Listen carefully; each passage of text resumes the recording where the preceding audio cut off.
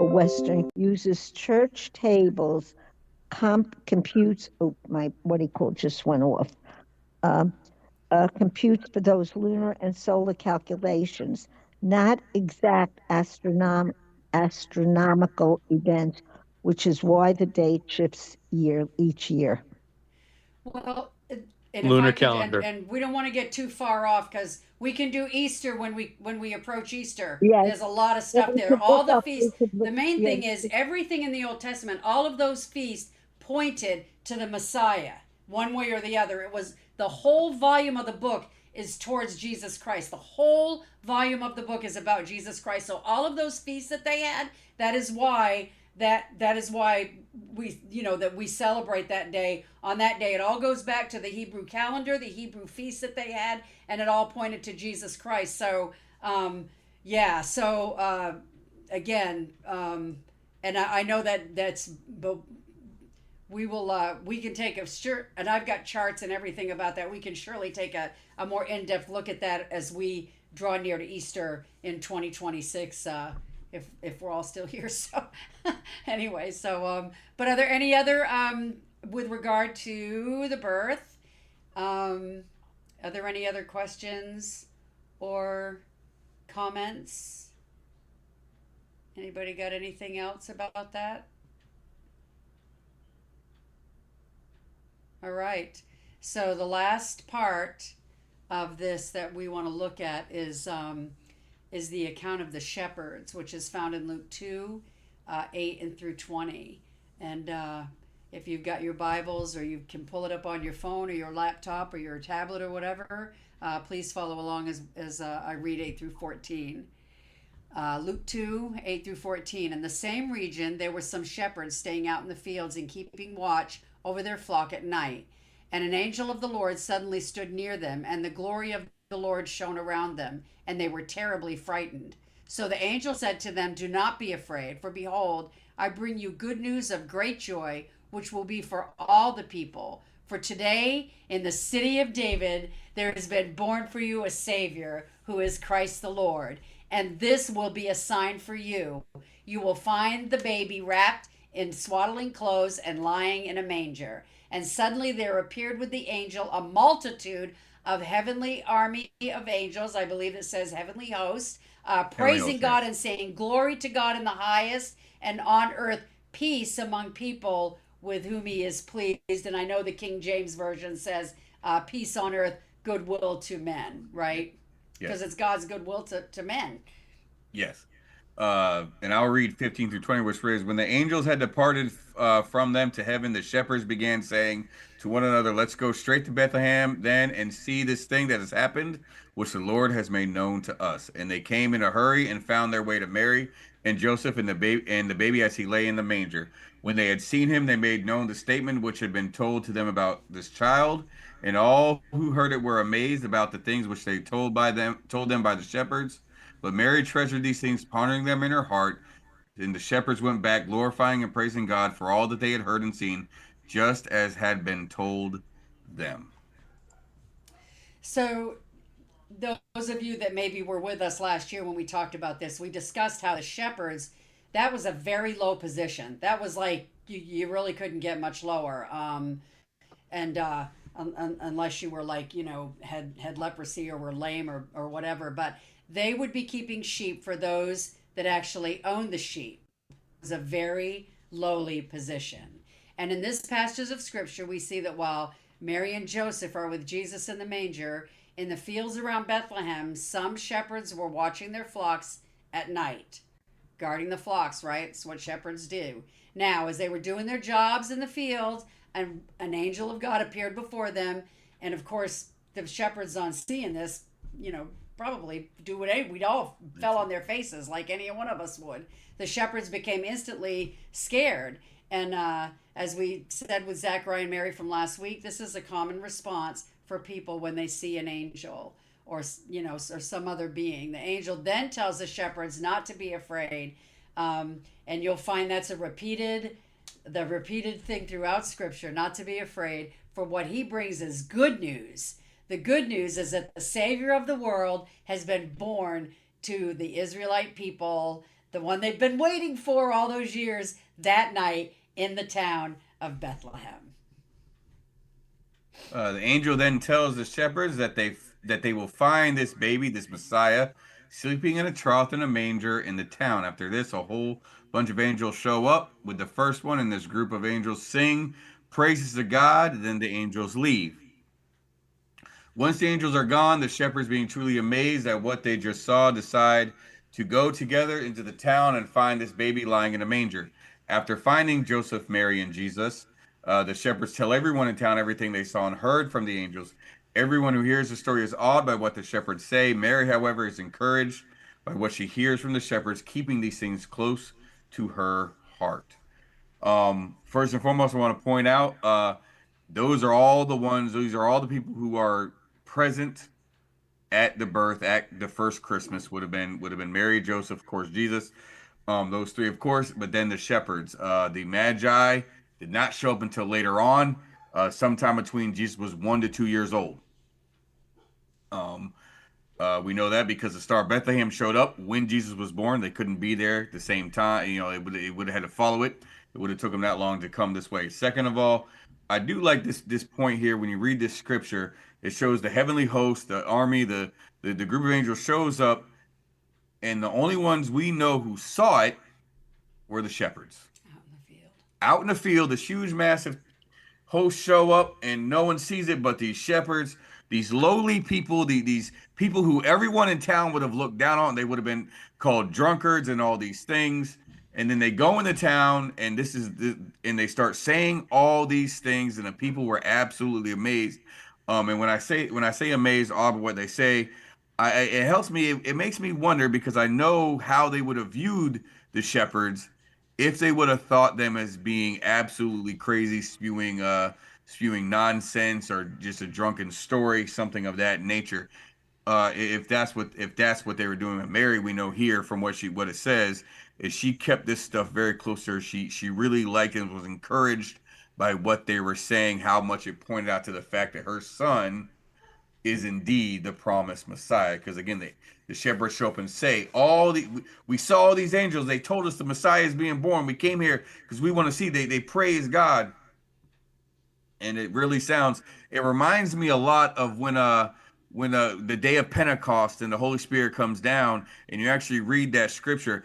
Everyone seeing the people who followed Jesus in that moment thought they were absolutely wasted. They thought all of them were completely drunk.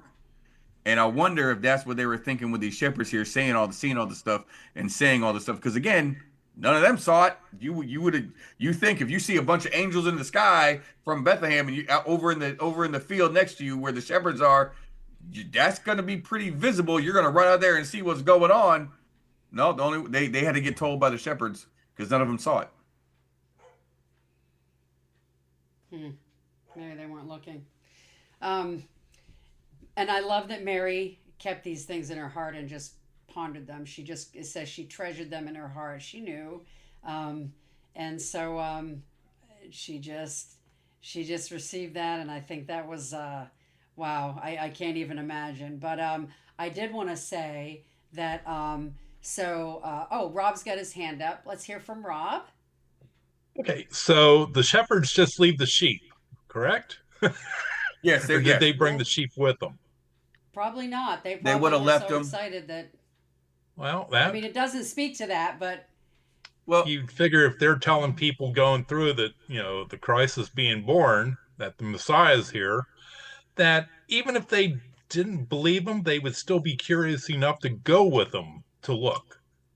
It's because that was a big town, and what's the chances of them running into the correct stable? So there might have been more. Where to go, right? Well, right. It would they would have been more than one stable in the town, but the one stable that he would have been at would have been a special stable, because again, it would have been with the inn where the people traveling needing to keep their sacrificial animals separate, so it would have been its own separate thing away from everything. And it would not have been near where they were keeping the sheep. So they would have had it more than likely would have been, their fields were on one side, it would have been on the other to really keep it separate. Because again, they could not have those animals mixed. once the sacrificial animal was mixed, it was no longer good for sacrifice. And when they say it had to be completely spotless, it had to be completely spotless, untouched, unkempt, you know, really protected. Uh, and so it would have been its own special thing. So that them finding them there would, but you're right, there would have been more than one manger, one stable, because again, people in town would have had their own. For those who were of who had better means, who lived in Bethlehem, would have had their own stable. So yeah, they would have had to go through the whole town trying to find which stable they were at. Yeah, because I mean, let's face it, if the Messiah was born around your sacrificial animals, wouldn't that put him up just a little bit above in wealth or cost? Well, it was So with the inn. I It was yeah, with the inn, so they would have been visitors going through Bethlehem. That it would have been a stable for the inn, where the people staying at the inn would have kept their sacrificial animals. Not right. What I'm saying is, wouldn't the people that had the sacrificial animals be kind of curious? It's like, this makes my sacrifice a little bit oh. cleaner. Yeah. Wouldn't they go out and look? It, if they would have if they would have paid attention, yeah. Now again, with the census going on, I don't know how many animals would have been in there for sacrifice at that time, because if I remember correctly, and I might be wrong, but it wasn't a time for everyone to come to Bethlehem or come to Jerusalem for sacrifice, to go to the temple for a sacrifice. So they wouldn't have had a lot of animals of sacrifice there at the time. It was because everyone was there for the census, and so I don't know if there would have been a lot of animals being kept in that stable at that time. Okay.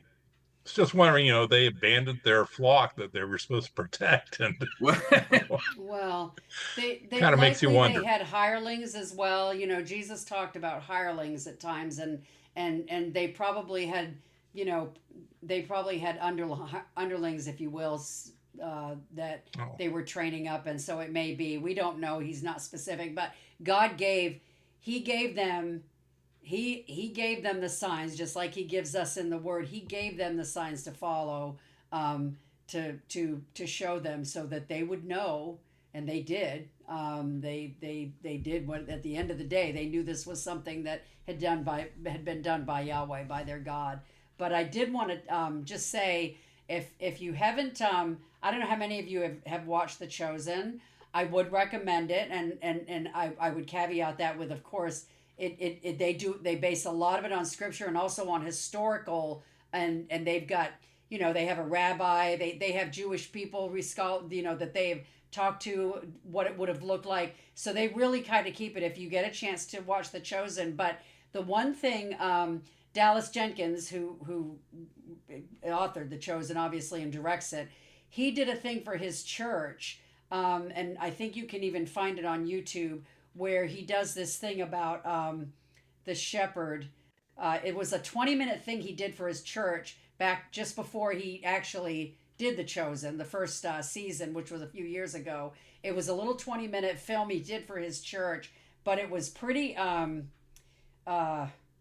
It was pretty neat to watch it. I mean, they probably added some stuff. They had a shepherd who was actually lame, and he was bringing a lamb into town, and of course they were, and they, the way they got talked to and the way they got treated was probably more true to life than what we realized. But I would recommend it. I'm trying to think of what the exact title, but it is something about the shepherd, and it was done by Dallas Jenkins. And if you Google it, I'm sure you can pull it up on YouTube and kind of watch it. And it was pretty cool. And then again, I would recommend The Chosen.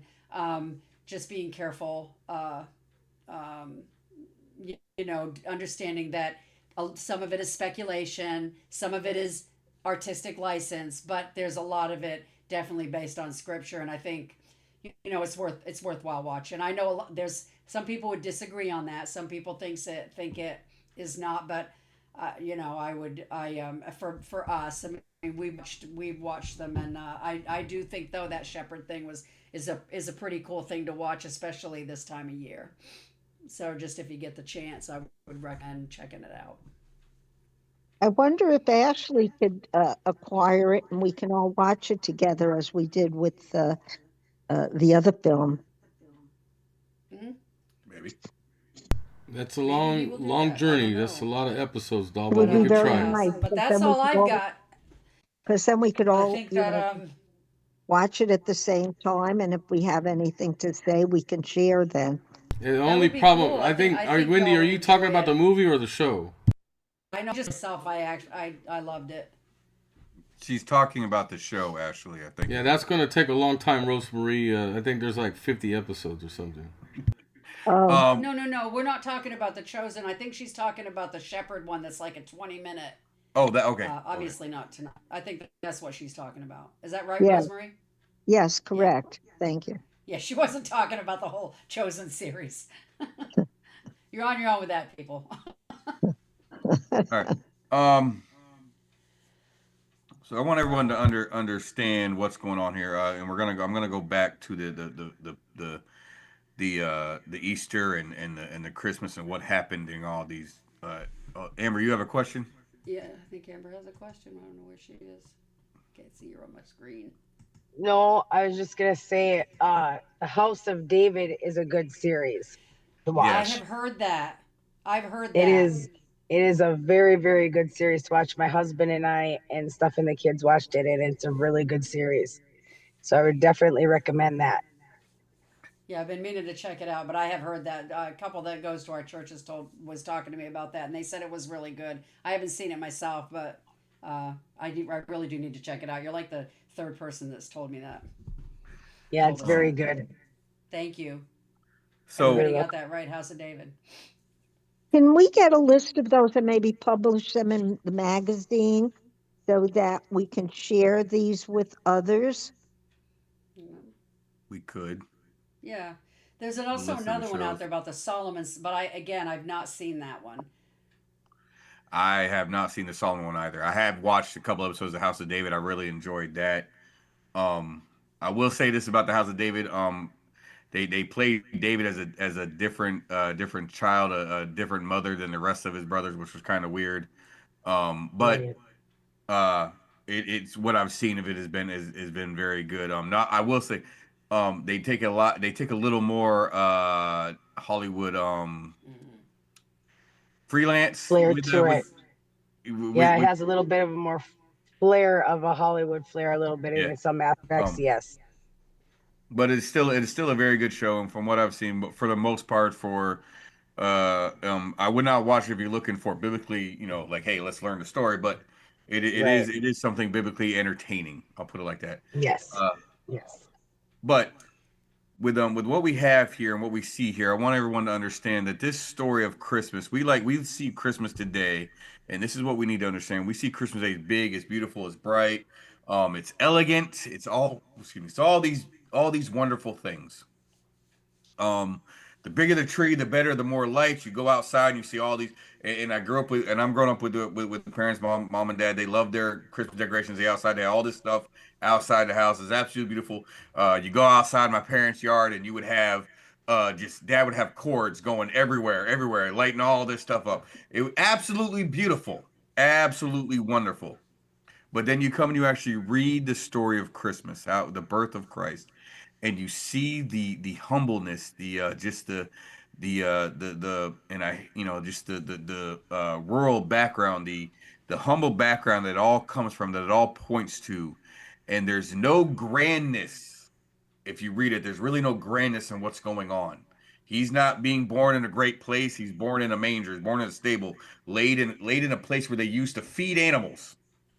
uh he had to, his mother had to walk, and Joseph, his earthly, the guy who raised him, had to walk 80 to 100 miles to get to where they were at so he could be born there.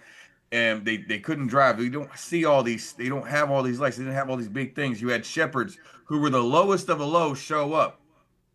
And I'm not gonna lie, I'm a father. If I'm there, and I'm not, I love my family, but there's some people that we know that are on the outside, and if they would have showed up and like, why are you guys here?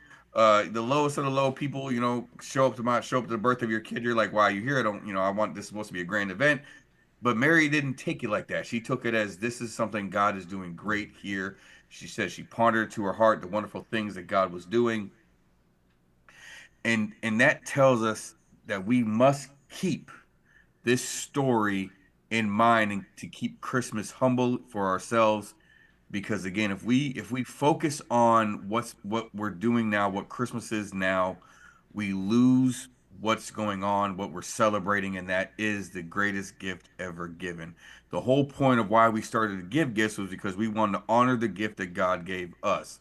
But if we take that and we become more as mom seeker, we seek those who we give rather than those who we are giving for, we lose that part of it. Christmas should always remind us. It shouldn't just be about season of giving. And I'm not saying giving is bad. Trust me, giving is good. But we should take this time to truly remember how far God was willing to go to give us his gift. Because I want you to understand this. Christ came from heaven, the throne of God. That's where he was at. And he gave up all of that to come on his first night in earth, first night in human flesh, to be laid in a stone feeding place. That's what he did because he loves us. Yes, sir, Brother Rob. Yeah, well, historically, it hasn't been until recently we started giving gifts and having a big celebration with it. Yeah. Like the story of Scrooge. Yep. He worked that day and then he went home. He had to Mhm. beg to get home that day. So it was treated like any other day back in those times.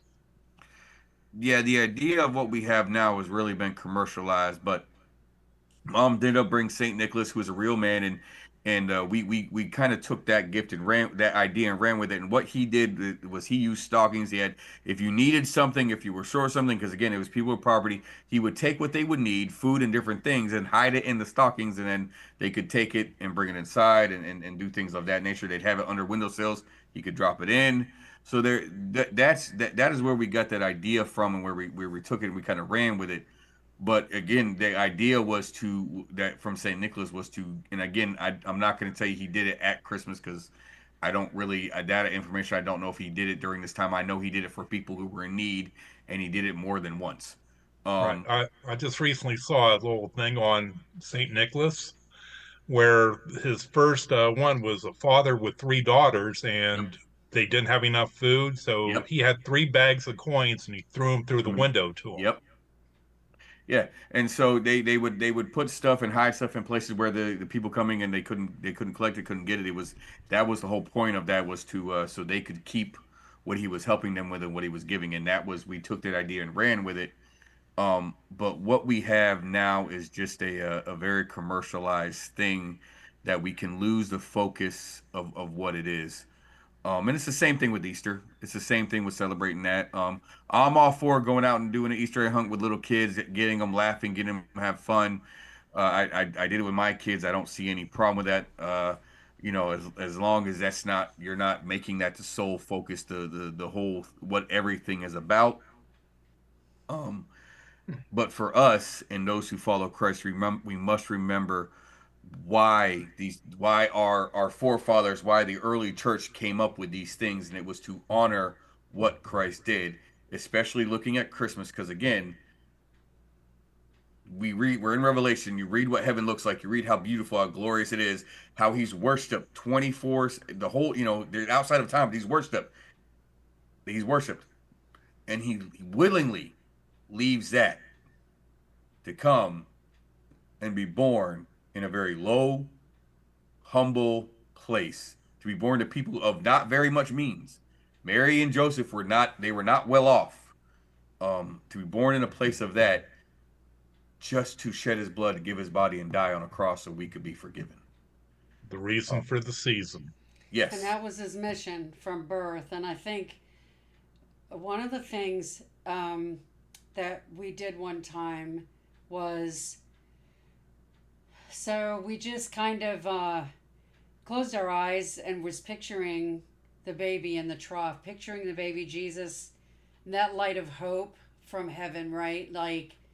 And you just saw it and just pictured it in your mind and saw the baby that was given, the baby that unto us a child was born, and you're walking, you're kind of walking toward that hope, toward that manger, and then just pictured it in your mind, and then just picture it gone, not being there, and just the utter darkness of that, and the hope that he gave when he was born that night, the hope that he gave, that song, "O Holy Night, long lay the world in sin and error," the darkness, and into that darkness, he came with that hope, that light, and without that, and I understand, we know that, if he'd been born and hadn't died on the cross, but the truth is he was actually born for that purpose. You cannot separate the birth, you cannot separate the manger from the cross, because it was for that very purpose he actually came. So the light of hope that came that night to the whole world, whether they knew it or not, the light that was there, had it not come, the darkness would be inescapable. The wrath that man was rightfully under, would be inescapable. And so that hope, that light, that is the reason for the celebration in our hearts, and that is the reason why we celebrate that is why we celebrate the birth on that day. That is why we lift that up and celebrate that the way we do, because without it, we'd have nothing. Darkness. All That's right. just my own thought. So remember that this Christmas. Remember, and I know we like to say we will, but we still tend to get caught up and get sidetracked with what's going on, and I will say, we as believers, this is something we've allowed ourselves to fall into the trap of the world. As I've said, Easter, the whole Easter egg bunny thing, and all this stuff, it's just a money grab by people. It's just a money grab. Even we ourselves can have allowed ourselves to be sidetracked and caught up in that. So make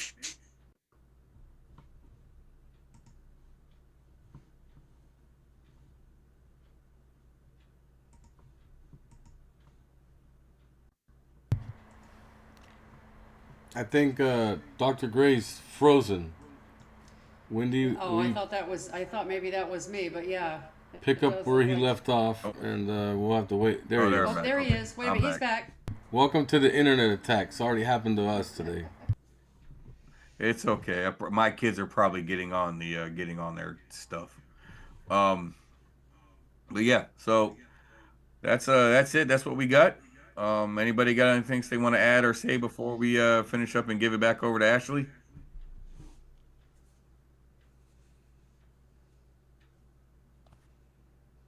Come on, it's Christmas. Ask last minute questions, guys. Go ahead. Or comments. Yeah. Maybe a thought. Want to tell me I suck? Okay. You can say that too. Valerie wants to tell you guys. You guys did a great job with both series, and it was just beautiful. So we appreciate it. Thank you all. Thank you. Glory goes to the Father. He is. It. We're just talking. We're just talking about the story. We're just talking about the greatest story ever told. We're just talking about the greatest love that ever was. Yes, Will sir, be. Brother Rob. Yes, sir. Are we going to get an Easter special as well? We will. Yeah, that would be up to Well, I don't know if we'll Ashley. do that on RAF or Pastor's Point. I guess that's something will be discussed. But I do think that would be a good thing to. But I did yeah. I did remember what the feast it was, is the Feast of Unleavened Bread. That's That when was the they do feast. Are you sure? Yeah, Okay. yeah, it's Because I thought that. matzah. It yeah. It happens with Passover. And that's the feast. Rosemary. I have a question. You Yes, did ma'am. such a beautiful job, and I was wondering if you could put together a lovely a message for Christmas that we could put into the magazine. I will. Mom would love to do that, Rosemary. Thank you. We would love to do Hey, that. hey, hold on. Both I of did you, all this. both of you would love to do it, right? Yes, but Aaron, I gave birth to you for this purpose. So you know. Wow. I think I opened Pandora's box. Oh, oh, what the? Wow. See there. It That's all doesn't I'm have to saying. be. It doesn't On have to Christmas, be. I Mom. concur Really? with Mom. Aaron should do it. I did. A beautiful, simple message. It doesn't Amber, have didn't to you be. like that, Amber? Wasn't that a good analogy? I Oh, thought it I was Yes, can't. good. That I was bad. agree. Oh Yes. my God. Naomi agreed. Oh wow. I just don't want to put, Merry Christmas on a page. It would be Well, Yeah. nice we to I'm have. sure we can summarize and come we up with we a nice. I, Hi, we will Thank work Migueso. on you. that. Nice to see you, sir. We will Thank work Hi, on you. all that. Sharon. Aloha.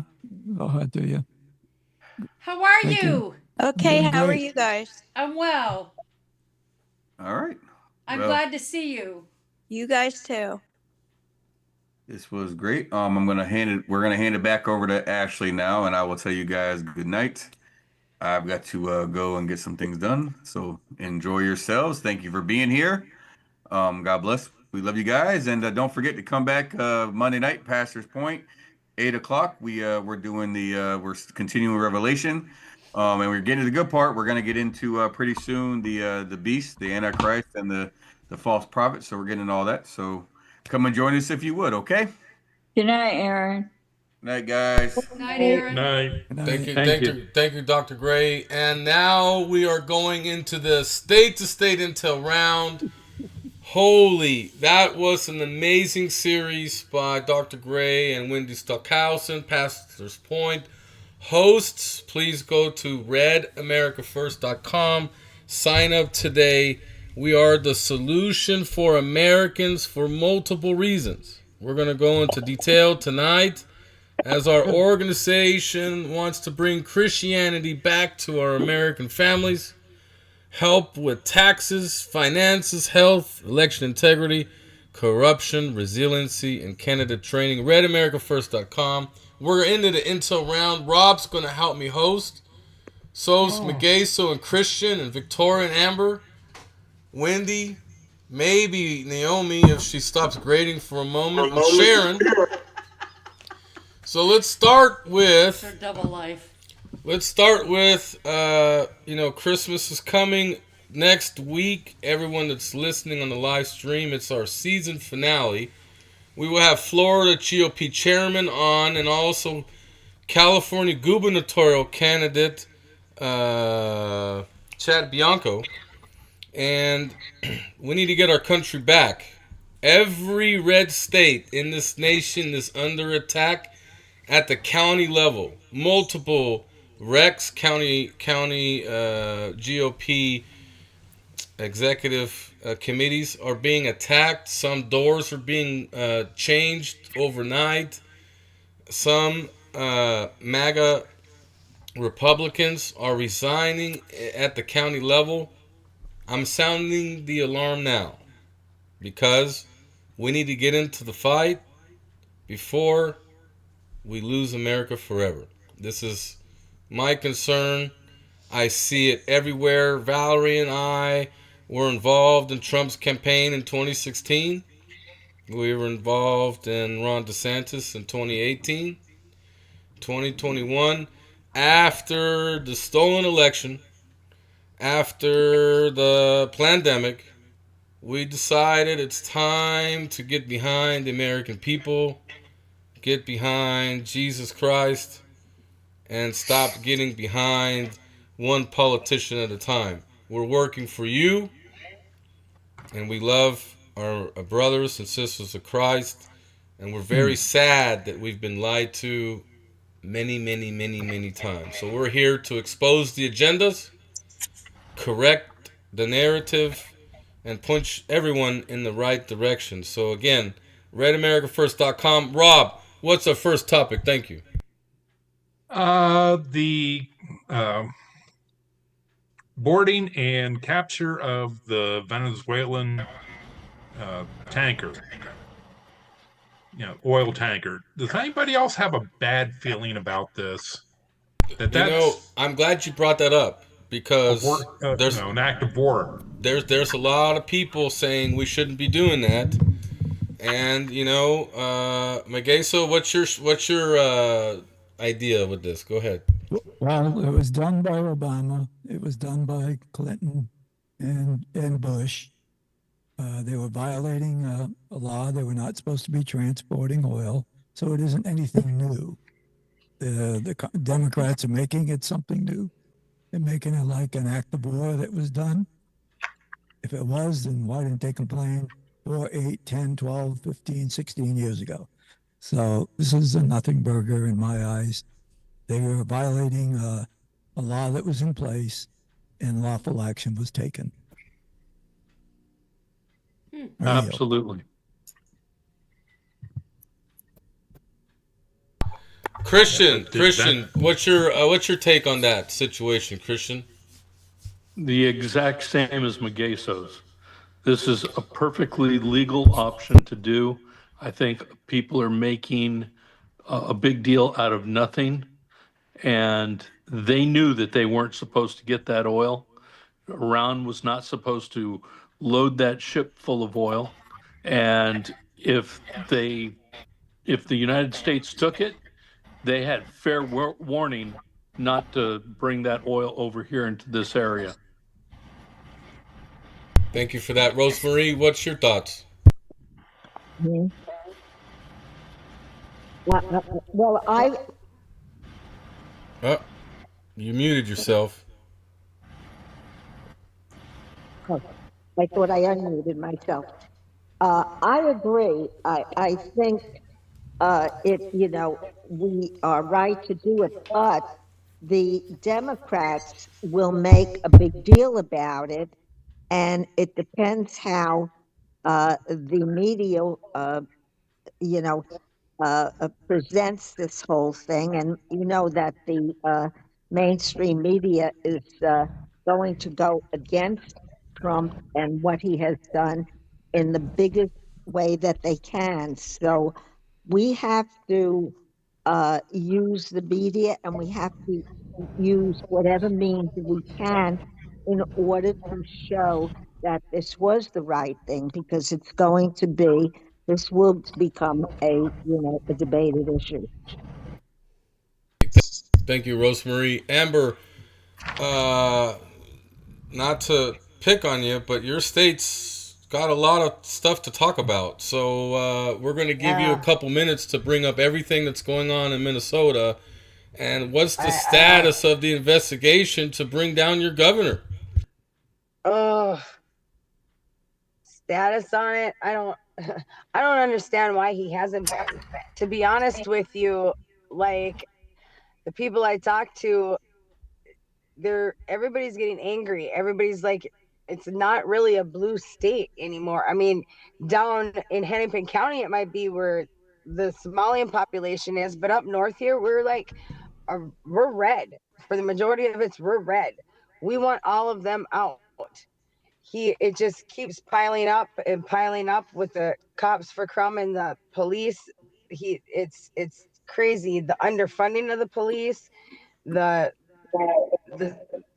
it's just crazy. They're down like statewide shortage, 1,000 officers, MPD down 40% post 2020, 920 in 2019, and 560 lower in March for 2024, rebounding slightly to 588 by mid 25. I mean, they're telling down in the cities, they're telling the officers and the people down there to call 911 if ICE agents show up at their door. They're leaving messages for churches to lock the church doors because ICE agents are out there. Ilan Omar and Ellison and all them they literally have gone out and have turned on the American people and on the people here in Minnesota. And to be honest with you, I'm I'm like at the point now where I'm gonna like literally every Minnesota, I feel Minnesotans should like literally stop paying state taxes until we get somebody in there who knows how to appropriate them properly.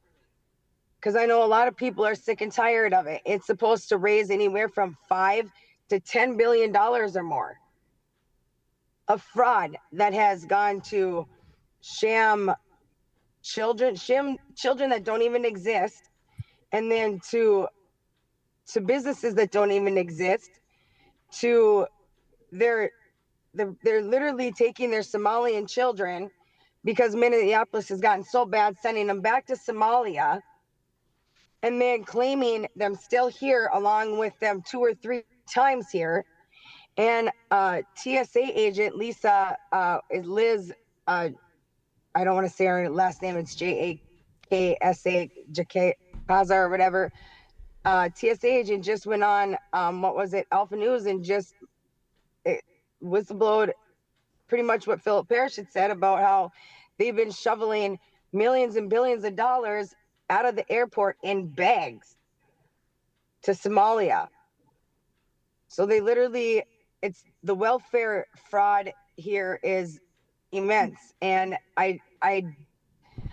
the more and more, it's very frustrating because people are like moving out of state. They want the people who can move out want to move out. Taxes are going up like irately. Insurance is up. Everything is up, and it's all due to all these schemes of false LCCs that have no businesses, that were claiming kids and food that weren't happening. Autism sham where they were claiming kids were getting services and there were no kids. There was no businesses. They were just fraudulent. And like every single one of these people, I don't understand why are not held accountable right now. Every single one of them should be in jail right now. There's judges that have obstructed justice as far as I'm concerned. What about the American people and the Minnesota taxpayers that have lost tons and tons of money that a judge just lets them go? Just lets them go. And then we have Somalians down in the cities threatening Trump, threatening ICE. They're calling up churches and leaving phone calls for churches that they better lock their doors because ICE is coming, and like they're having sham people dressing up and pretending to be ICE. So it's kind of crazy.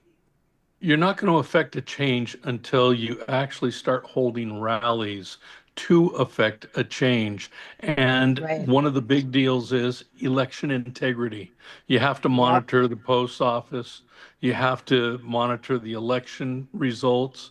And you actually have to get out there and grassroots start getting people together and start demanding justice. But until you start to actually organize and make an impact that they have to listen to peacefully, that you're not going to affect a change, and they're going to run slipshod all over you. They're going to adjust everything. Nobody will be held accountable. Nope. And there's far too many people that are afraid and intimidated because they've gotten back into a corner, or and that's why you have to organize. Make a big group where you support each other.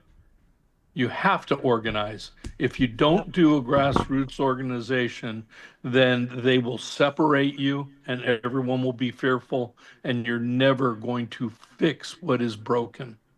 Yep, I agree.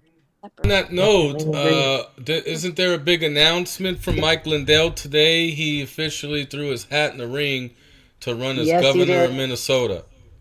Yes, he did. Woo! Is that a good thing? Well, TBD, right, Christian, TBD. Teresa, you had your hand up. Did you want to comment on Minnesota? And then Amber, go ahead and respond to Christians. Is that a good thing? I had my hand up because I was educated today about Ilhan Omar. Somebody that is a new Facebook friend of mine. In fact, I even asked him if he would consider talking about it as a speaker one evening.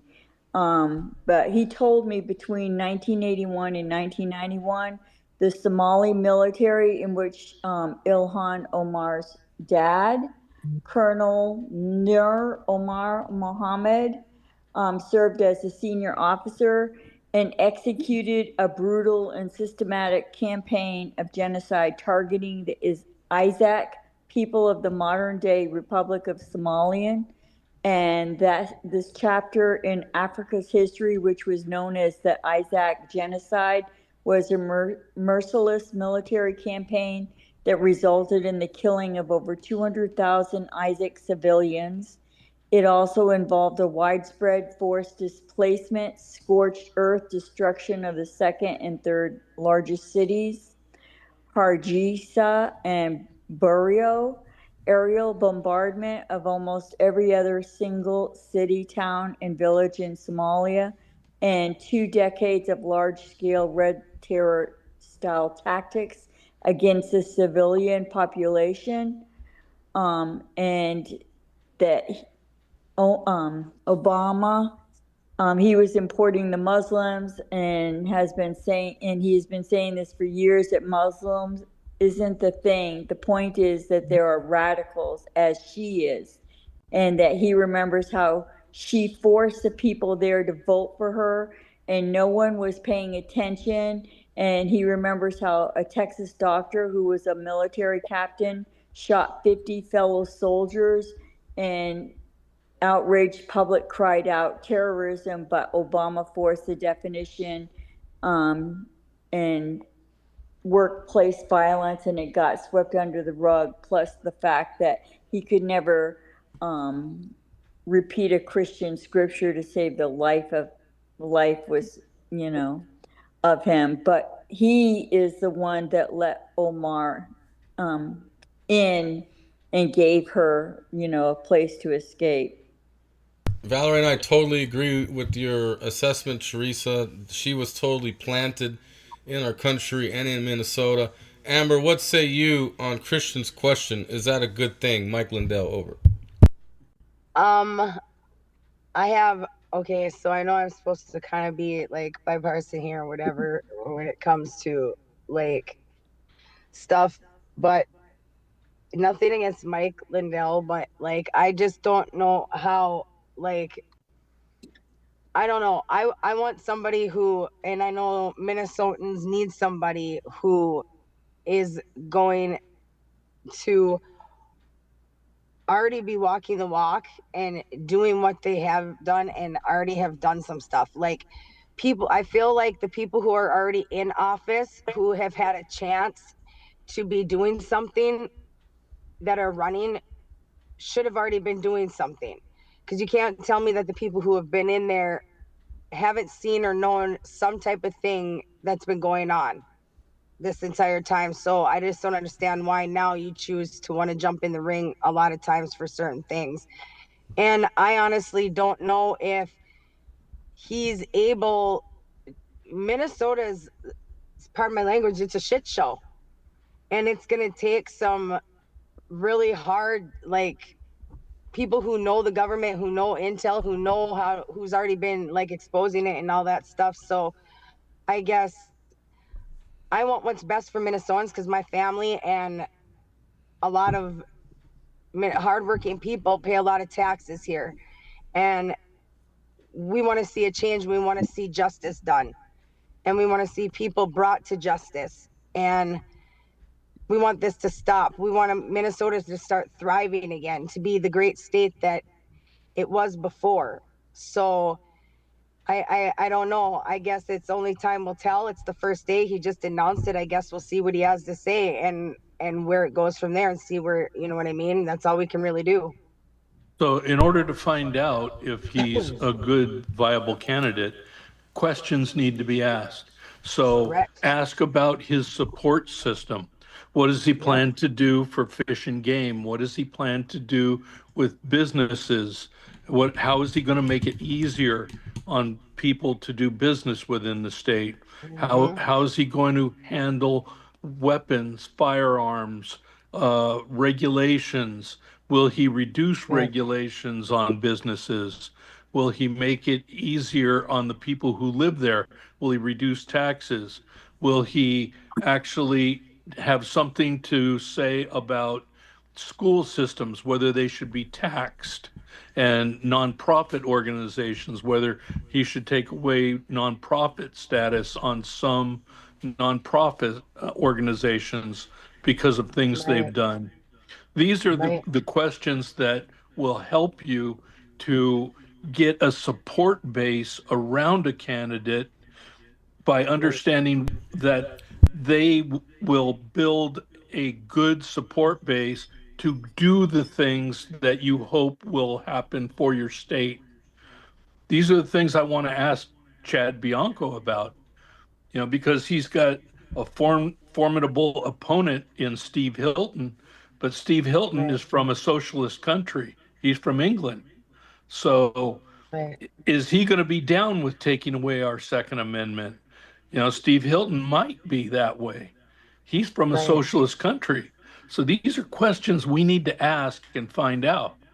Find out what they're going to do to generate income for, say, the fishing industry, the sports fishing. Are you going to make it easier for people to go out and buy fishing tackle from the tackle shops? Because that improves the local economies.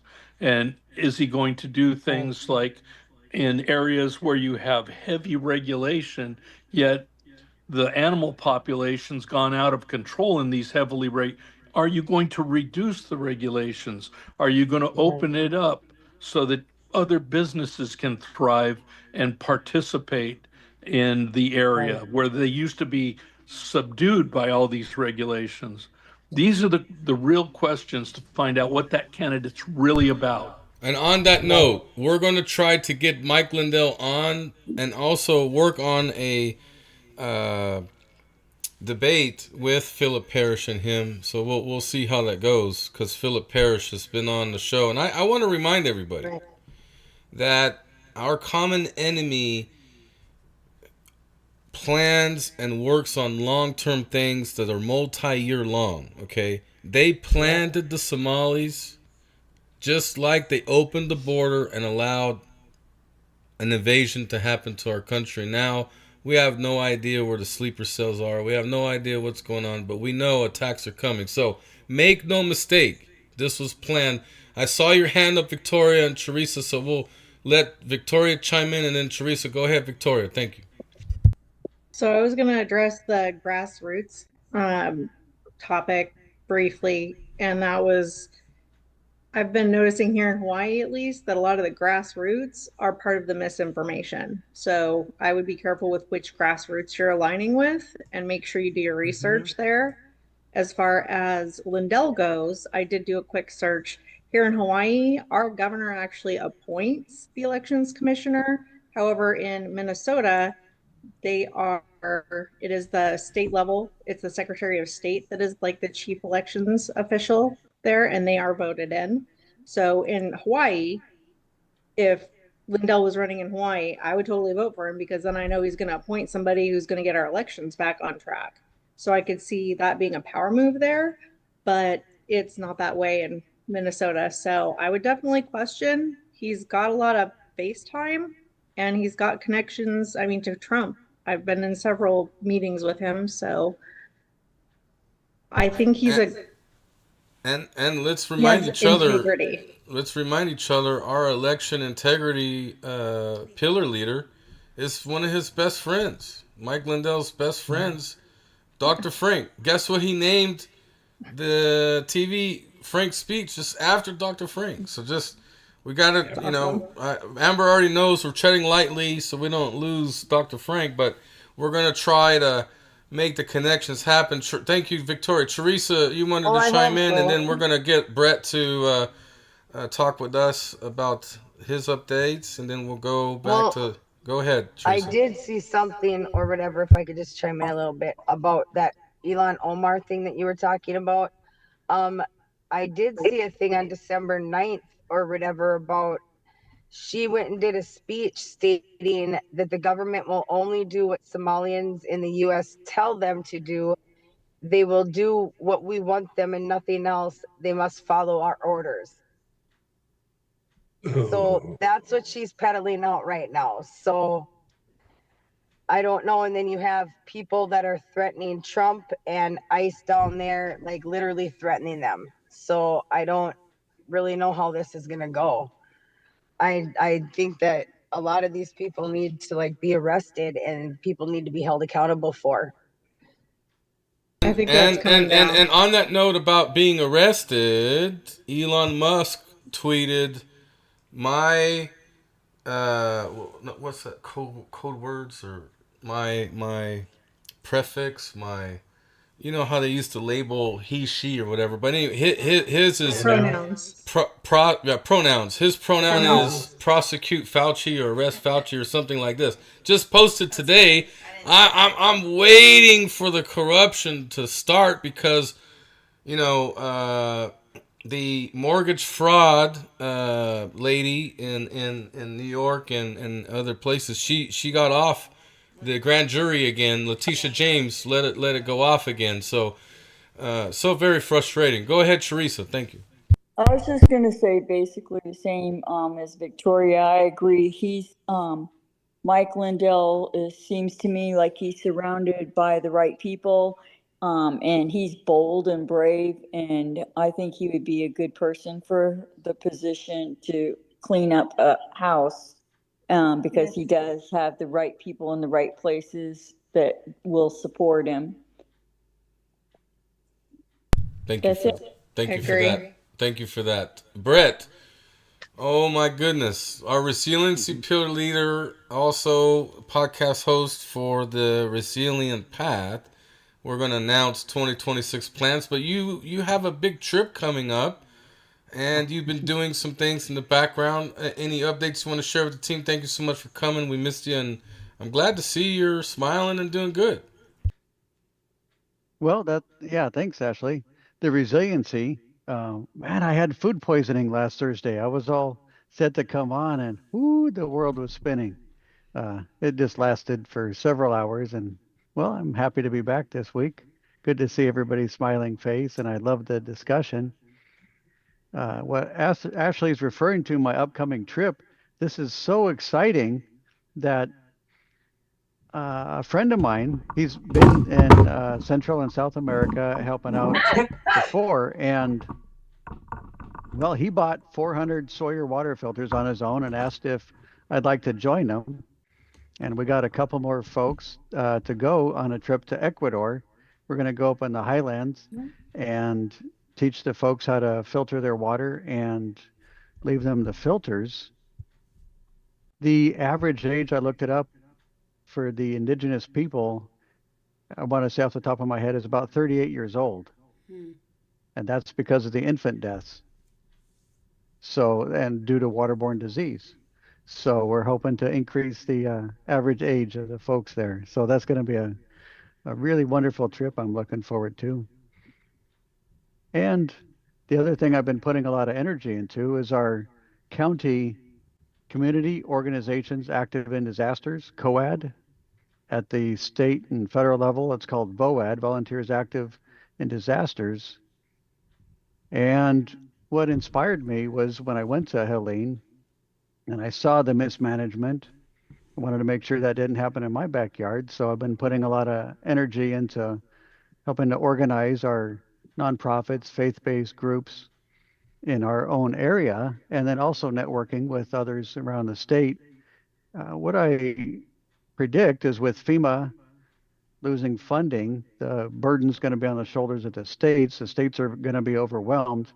I keep talking about neighbors helping neighbors, and this is counties helping counties. It's probably going to be looking left and right in the counties around you, and especially where we're at in Alachua County is central, and the hurricanes usually go up along the coast or toward the Gulf of America and kind of bypass us. We get some winds. It's been hit before, but generally it's not hit that hard.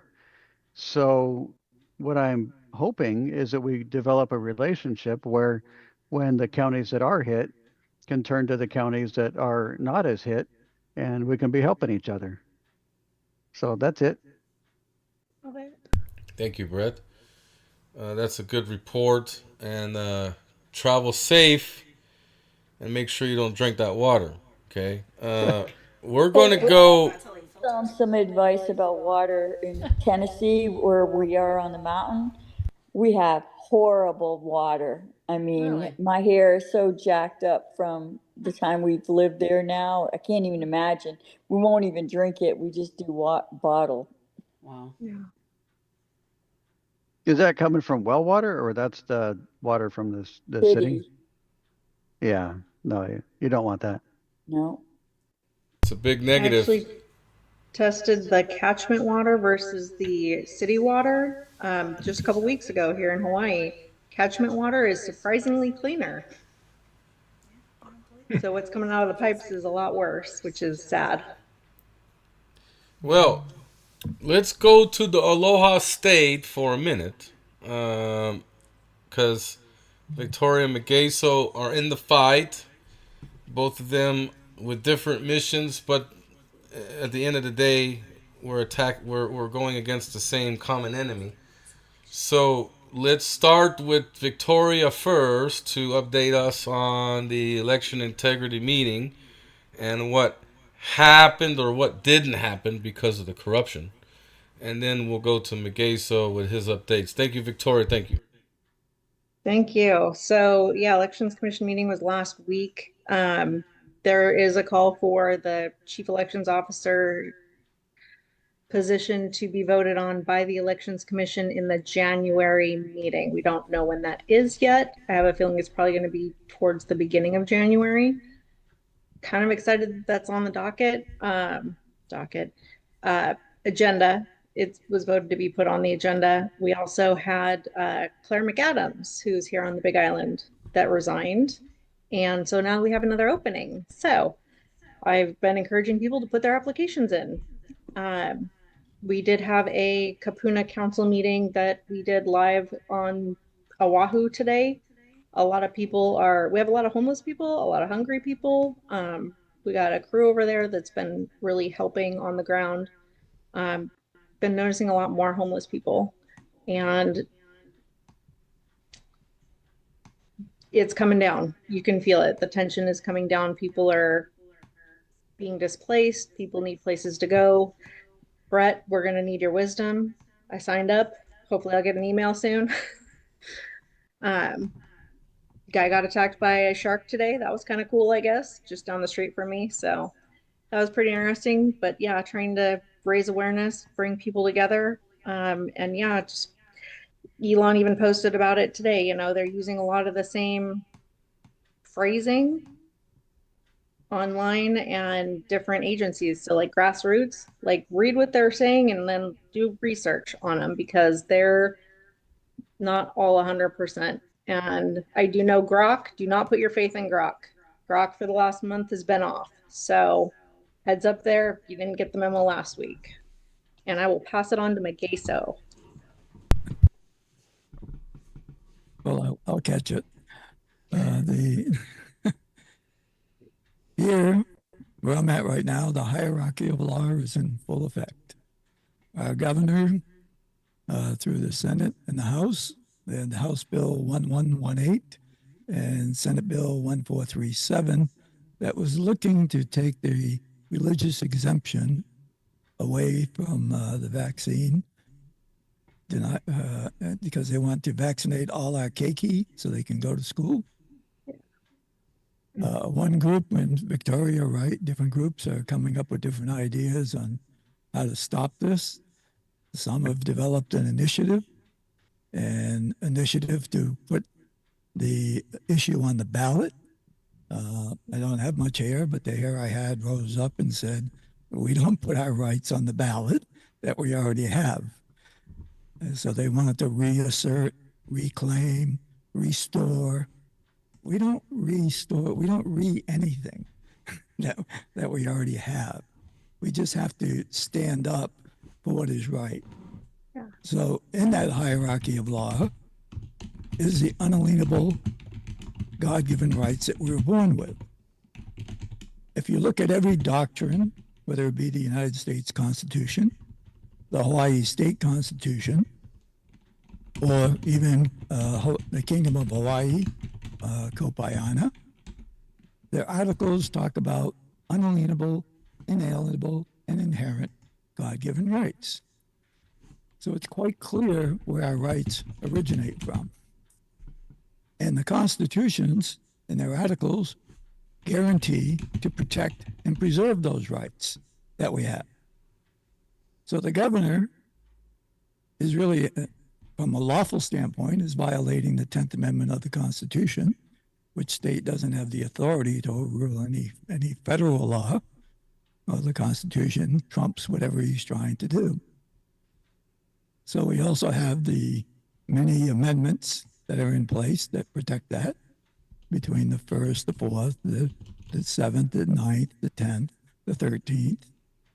Hawaiian state constitution is the 1st, the 2nd, the 3rd, the 4th, the 7th, the 9th, the 13th, and the 22nd.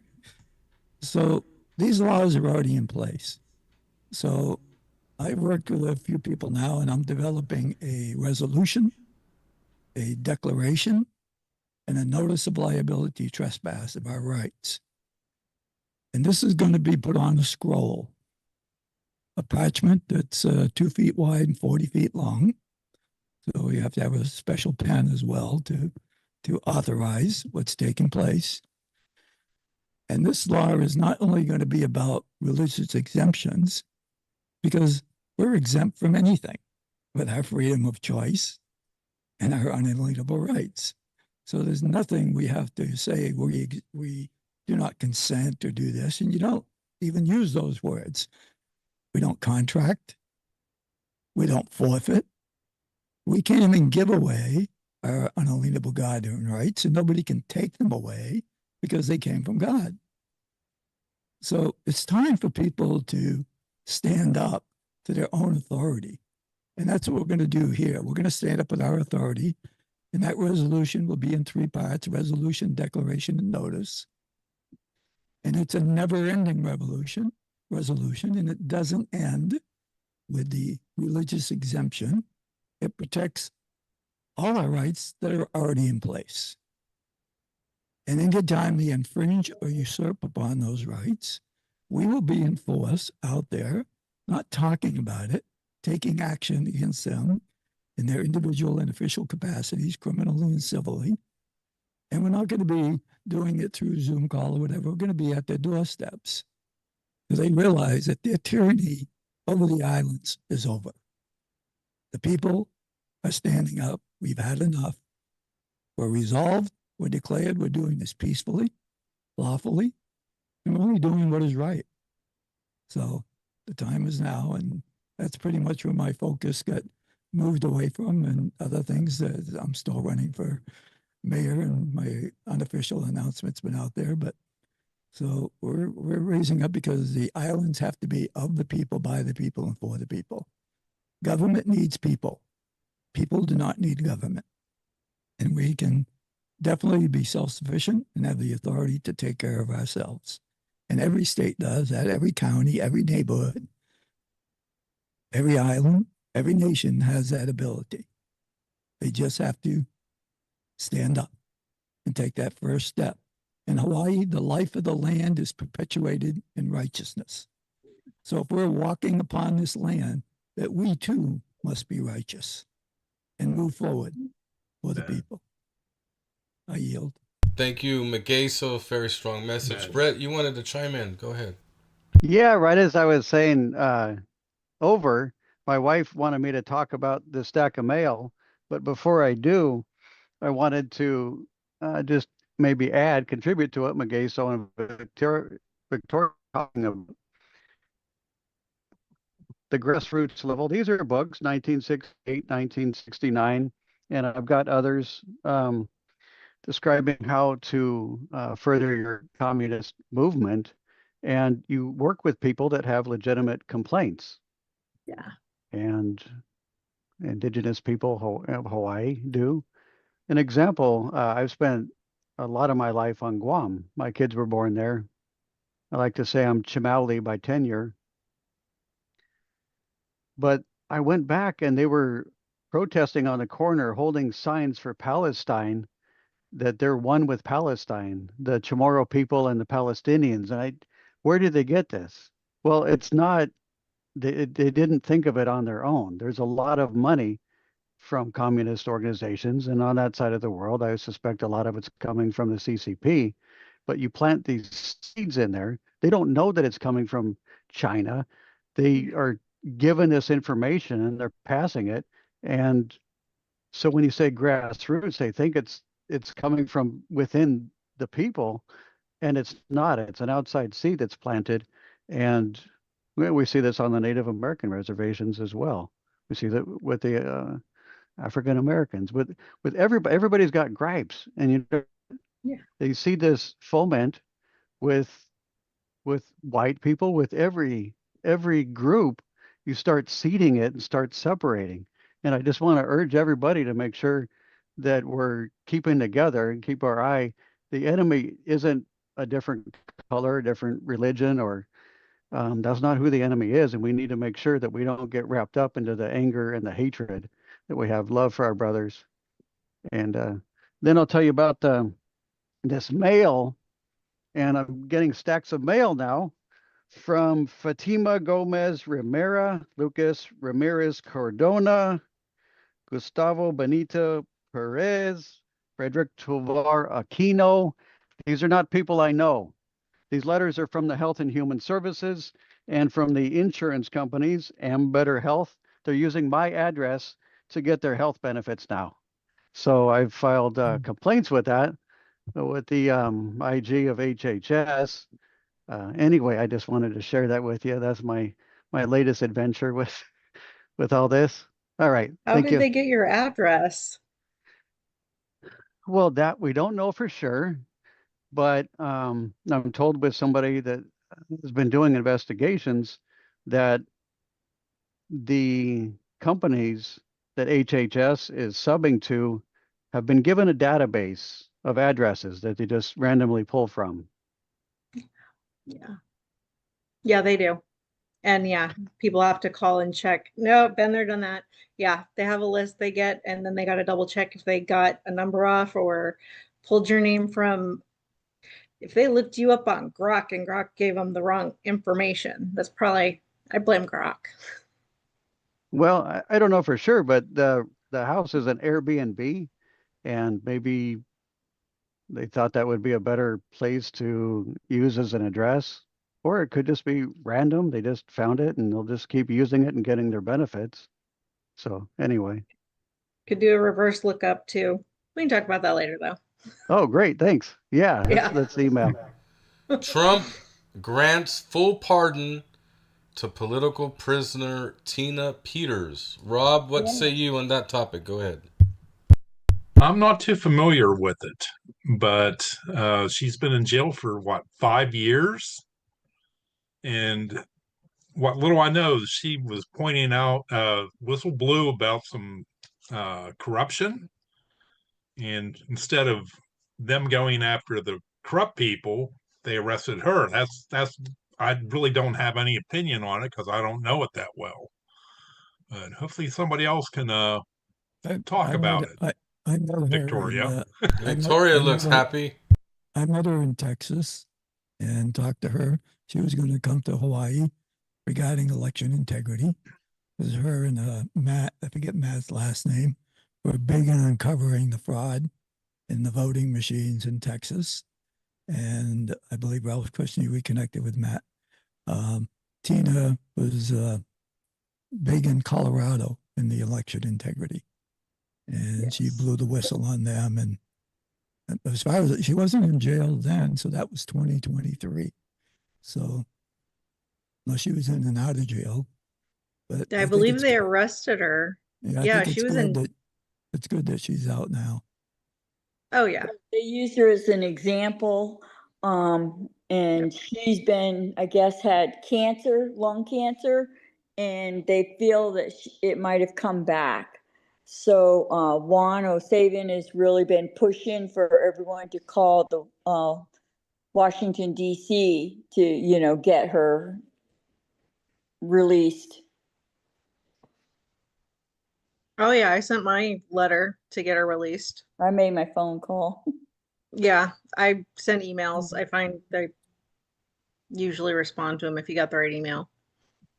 She was, I want to say, she was the one that released the passwords for the voting machines online in Colorado, and it was that like week before or 2 weeks before the voting when we actually started our walk-in voting, open the polls basically for people to come in, which I don't know why somebody would drive 5 hours to go to Hilo or Kona to vote. Anywho, yeah, I heard about it from a friend in Colorado, actually. They called me. I was sitting outside the um oh my gosh, voter poll. Was getting ready to go in and they said, "Oh my gosh, this all the passwords got leaked online." And yeah, she's been in jail. It's been highly controversial and yeah, she basically here's all the passwords out online. I mean, technically none of our votes, anybody who voted electronically shouldn't even be legit.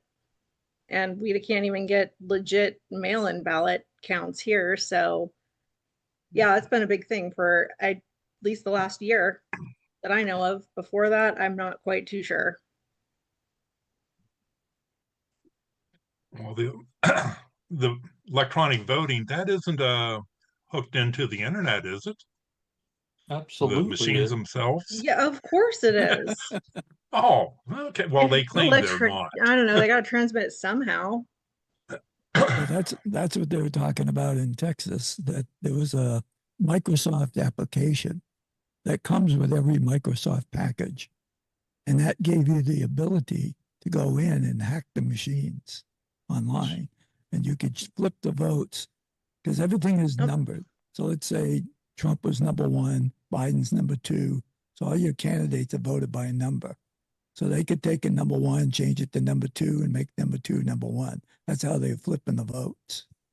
well, and even with ballot tracks, you'd use the ballot tracks. Yeah, I tried ballot tracks. It tracks your ballot. It doesn't tell you if it was recorded correctly or not. I took a picture of my ballot before I turned it in. So if it ever comes back, I'm going to be like, yes, it did or no, it didn't. Either way, I mean, our election is so messed up in Hawaii. We honestly just need a revote. And hopefully we can get that done, get our new elections commissioner in before the gubernatorial vote, what, this fall? August.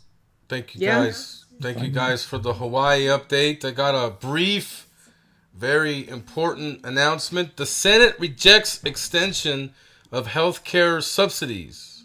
Obamacare madness, it's over. So they rejected Obamacare subsidies.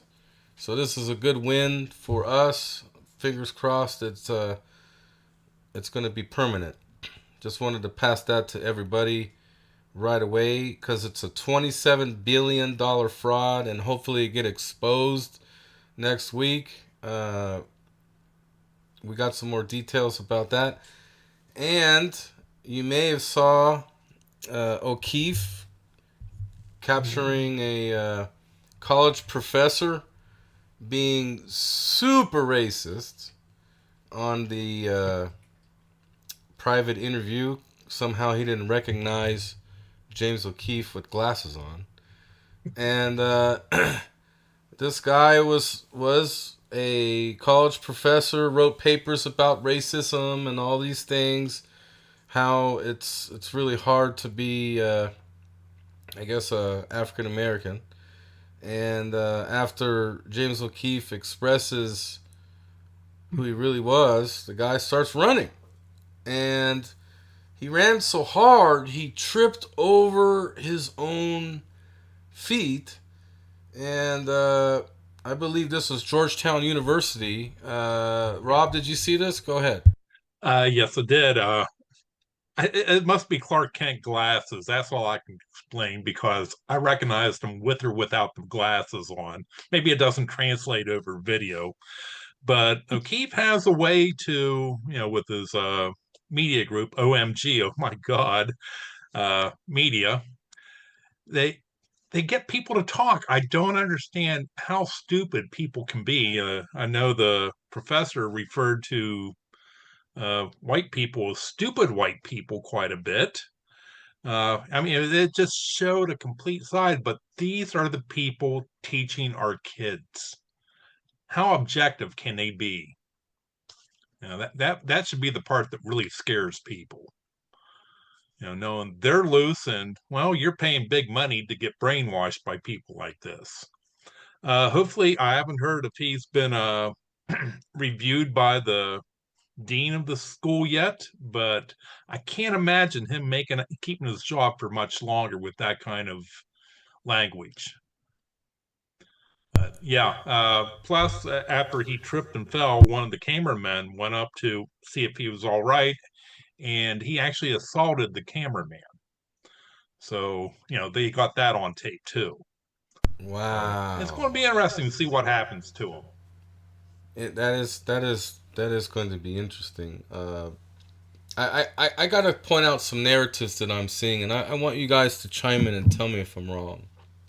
One, a Democrat in Kentucky said this: "I don't feel good about being white." So, take that for a moment and think about this. A white Democrat in Kentucky, arguably a red state, let's not argue this point, and planting the idea for other Democrat liberals that are, let's say, brainwashed from the television programming. So they're going to start repeating this. Oh man, I feel bad being white too. Then we're going to start this big racial divide. In parallel, on the conservative side, you see Tucker Carlson, Candace Owens, Tim Pool, Megyn Kelly.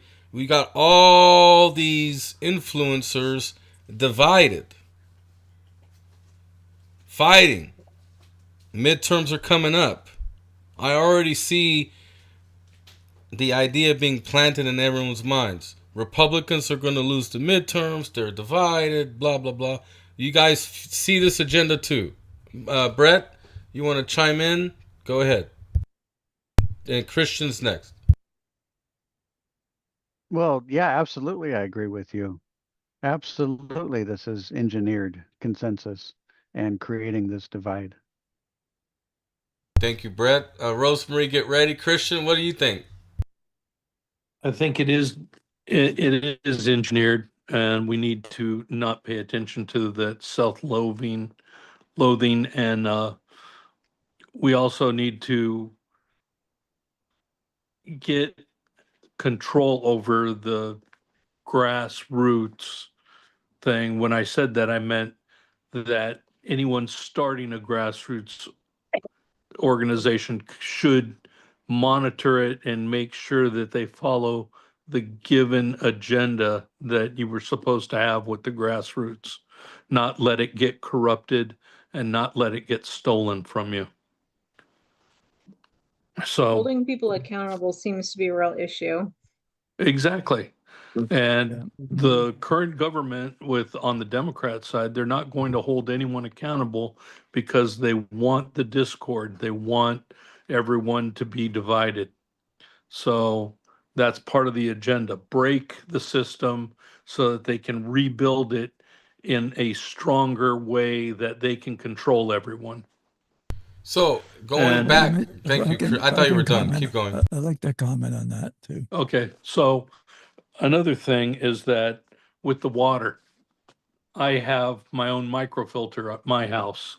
So I can purify any water, whether it's water in a horse hoof print or just any water that I come across.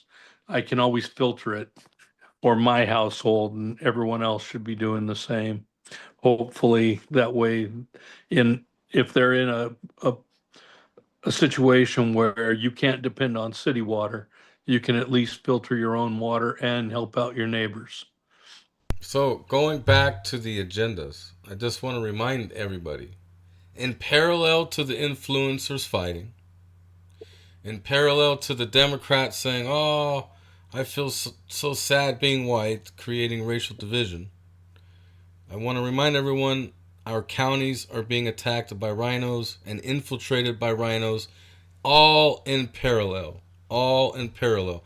Amber and then Rosemarie, what are your guys' thoughts on the same topic? Comment on the controlled opposition Well, that's taking place. on the whites, Megeso's going to comment after Rosemarie. Okay, I know in Minnesota they're claiming the whole race card across the country. They're claiming the race card. The thing is when you're sitting here and you're saying white is bad and it's embarrassing kind of like to be white, is that not racist within itself? So how are they any different on what they're claiming we do? Words are just words, and I feel like they only have meaning unless people really give them meaning. And I think people are blowing stuff out of proportion and deviating from the real issues on holding the people accountable for what they're doing to the American people. And I feel like people need to hit them where it hurts, and that's usually the pocketbook. So if people, I don't know if the American people just need to stop paying taxes. We need to do something in order for something to happen, for them to see that we're serious, because getting together, they don't care. They will picket, they will do whatever they can, they will make it hard for you. And it's really hard for, like, in small towns like mine or all across the country, where people want to speak up, but then you have your judicial system or your county officials or your town officials or so forth trying to prevent you from doing so at every obstacle. And then they're so connected to everybody else and it spreads out. And when you're people who have already tried to overcome stuff and are trying to fight it to expose it from what you've been through, it just makes it that much harder. So I can understand why people around the country or whatever are taking an offense, like white. Right here in Minnesota, they're saying white, they have curriculum teaching our children that white is bad and transgender, and it's sending out binary things on to 5-year-olds and 10-year-olds about stuff like that. So wow, you reminded me about the abortion me. book that's coming out. They have an abortion book coming out and they're giving it to 6-year-olds. I absolutely am mad about that. Wait, Christian, hang on a second. Rosemarie, go ahead, then Megeso, and then I gotta bring up something, then Christian. Well, I think with regard to the messaging that they are bringing out, we have to have a counter message. And I think our counter message has to show a united front with everybody working together, whites, blacks, and so forth, and what we have accomplished together. Okay, remember, there are many people, white and black. What would we be without all of the contributions made by all the people in America, all the people, whether they are white, red, or black? Let's get some of those messages out, some very positive, strong messages, so that they will not be able to say, oh, I don't feel good being white because this white person did this and this black person did this. When we work together, we all achieve. And America is the, winner. And we can, we have to have a very strong message. And I don't see that coming out. The Republicans have to, really pull together, and we have to, have something that will be very impressive. It's got to have a lot of punch. It's got to be very, strong, because if we are not, they will be the victors, because, we know what their tactics are. They all have that same message, and they want to divide us. When Crockett said, oh, well, nobody said anything bad about, or inflammatory. Well, today they came out with all of these people, all of the Democrats that said inflammatory things about, getting to the Republicans. We need to show that we are leading the pack. We have to be leaders. So if we get back, we're going to just, they will prevail. Okay. thank you, Rosemary, and that's a very good approach. The only challenge we have is convincing every other brother and sister in Christ that is completely under control of the television programming, because they're completely lost. And here's why. I'm going to give you, to piggybacking what Amber kind of brought up earlier, the racism. Okay, my wife today, I'm going to tell you guys what happened at the Social Security Administration, a government organization. She was dressed in a Patriot sweater. It was a little chilly in Florida. Chilly in Florida, it's like 30 degrees everywhere else. Okay, so she goes in there with all this documentation. We had to get something done for our son so he could get his permit, because he's ready to drive. And this lady immediately saw Valerie was America First and was very rude to her. I'm not going to go into details of what race she was and all this, but I'm just going to be very transparent. It was very obvious to everyone in that room that she was being very disrespectful, discriminatory, and she asked us to leave and go and come back January 17th with our son. I want to tell you, our son is a minor, and there's no reason for him to physically be with us. So, long story short, some other lady overheard the terrible situation and met us in the parking lot and said, "Go get your son and come back. We'll work you in." And this is a long drive. This is Social Security Administration isn't just next door to your house. It's just an hour away. So 2-hour round trip. We get there, and what happens? We had allegedly an appointment. Nope, we had to wait in the line again. I forgot to tell you, they made Valerie wait in 2 hours when she had an appointment. Now she waited another hour, and they called her up. And the lady says, "I told you to come back in January. I'm not seeing you today." And the lady, everybody heard this. We were told to come back. Valerie comes back to the vehicle and tells me, "James, our son," I go back in there, and I was a little heated up. A veteran, served in 2 wars. There was no excuse for this lady to help us. The entire building clapped. The security lady got another person to help Valerie, and they closed the building. They came out 15 minutes after the building closed and got it all fixed. But we're going to report this because we were treated completely unfairly, and the other people talked to Valerie on the side and says, we're cheering you on. You should talk to your congressman and all this stuff. And I reminded her, we can't talk to DeSantis because this is a federal thing. DeSantis isn't going to have any jurisdiction over the, Social Security Administration acting like this. But anyway, Megeso, go ahead. Sorry. Yeah, I was going to say the rhetoric is going to be on steroids now. As we get into the holiday season, you're talking about high-profile people are fighting both on Republican side, Democrat side, and all that. Well, you have other people who are influencers that have millions of followers that are going to get involved in the vaccine issue and the RFK health plan and all that. I'll give you an example with Del Bigtree. His ICANN has a vaccine confidence bill.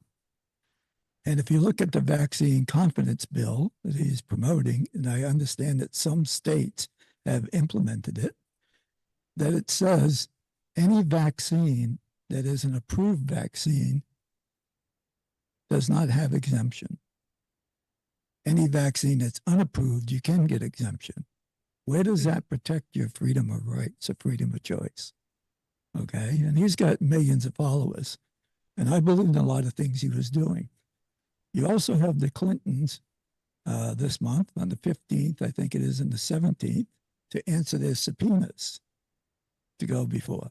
So as we sit in the holiday season around the fire, if you would, and these family issues, all these politicians and issues are going to come to the forefront.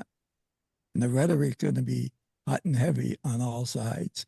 So people really, whether it's grassroots or whatever, have to really have discernment of what's taking place. And they've got to do their research. Because people, as you know, with the Clintons, the foundation looked wonderful, but behind what was real is child trafficking. So you can't accept, this is the time you really look at the wolf in sheep's clothing. Thank you so much. Because they're all going to come out and they're going to defend their positions. And their followers, as your favorite thing, Ashley, with the television and the internet that lies, they're going to be in turmoil. Their minds are going to be fractured because people they trust, they're either going to leave them or they're going to defend them to the hilt. I yield. Wow, thank you so much for that. So here's the lineup. That's true. Sharon, Pennsylvania is going to talk next. Becky, Texas is after, and then Jennifer, South Carolina. So get ready, guys. Sharon, what are your thoughts about all this? You've been through really horrible stuff with it illegal, but what's going on in your state this from last week? What's the updates in Pennsylvania? Go ahead. Not even just the illegal. That happened after I started speaking up and everything. But I did make a report to ICE, like you guys suggested. But I just want to say the problem is re-educating our kids. I saw this start like about 20 years ago. And I had teachers that told me, make sure you teach your kids math, reading, cursive. Okay. So I'll tell you what, like my kids are the few kids in their 20s that read actual books, hardback books, can do cursive, and can count change, and can read analog clocks. And me and Alfie were talking about this stuff, and this is how they, like I could go on for like 3 hours, but I'm not going to go on. But this is what they did to the city, to all the black kids, and now it's really sad. I don't want to cry, but that's what they did to all the black parents. It's not their fault. They just did that to them. Like I saw it. And you guys know my friend Alfie. And we're like, besides herself, like if we can get the kids educated and, help, the parents get educated, then we won. Not only that, and I was like, I have to do something. That was like way before the illegal. I taught preschool and I started seeing this when you weren't allowed to discipline kids. And then after the illegal, I, went back and I was like, okay, well, there's a reason for this. So I got the children's books published because I had to learn how to walk again. I'm like, okay, I'm going to try doing this way. You just constantly have to try different things to try to get over these people, because they're really sick people after us. They don't like us. So after that, once, after the surgeries, I was like, okay, I figured this out. I'm going to start getting involved in things really locally. I'm a minority inspector for the elections, and they started going nuts that I was put in there. I literally saw what was going on in the elections. And then I tried running for county council. They did not like me because I called out. I didn't care if they were GOP or the Democrats. And where I am, they're both bad, and none of the good people win. I started going to county council meetings, and I stopped going the last few months because that's a clown show.